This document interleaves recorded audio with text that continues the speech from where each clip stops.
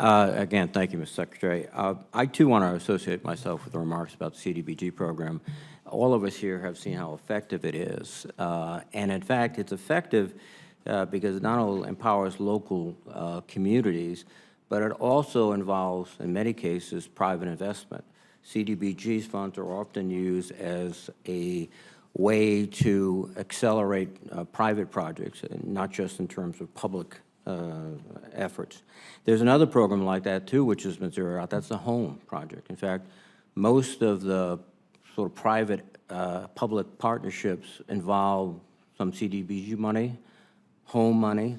That's the gap financing. So when those programs go away, how do you, what's the incentive for a private investor to participate with a locality in a housing development? Keep in mind that some of the programs that we don't necessarily control, Treasury, for instance, controls LIHTC, low-income housing tax credits. Those are not going away. The mechanism to use those and to find ways to create win-win situations, those are not going away. What we're really kind of looking at is a new paradigm that's been forced upon us.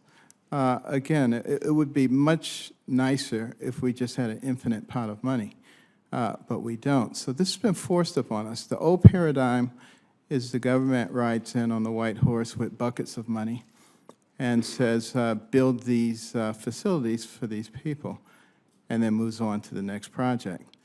New paradigm, the government comes in with money, but to seed projects and to help visualize projects and to create incentives for the private sector, the nonprofits, all of those people to get involved. And one of the real advantages of that is that the local people have a vested interest in the maintenance of that property because there is a revenue flow associated therewith. So having them involved on multiple levels, I think actually is going to work very well. Rental reforms that we're going to be looking at have a long-term purpose. It's just the first steps in those kinds of things. What we're trying to do is create a solid foundation so that we can actually take care of more people, and efficiency is a big part of that. Well, I think you've, I've either miscommunicated, missed my point.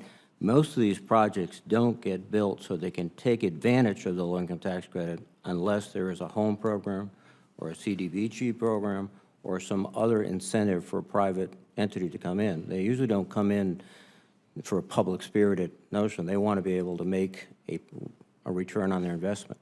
Part of that is the low-income housing tax credit, but also part of it is home, CDBG, other initiatives. And if you cut those out, you'll be diminishing opportunities. And I think it's particularly interesting that you sort of suggest that due to the circumstances now, those people can't get housing while other people, in terms of other proposals like tax proposals, are getting extraordinary, if they pass, extraordinary benefits. So isn't there a midpoint where we can ask, as we had before, well, invest in programs that help people live? I would be very open to working with you on that, but I do want to mention the fact that you have the RAD program, which is a very good vehicle for public-private partnerships, and in general, we leverage those dollars at a rate of 19-to-1. So the more of that kind of thing we can do, obviously, the far greater number of people we can take care of. Well, the RAD program is interesting, but that's another incentive.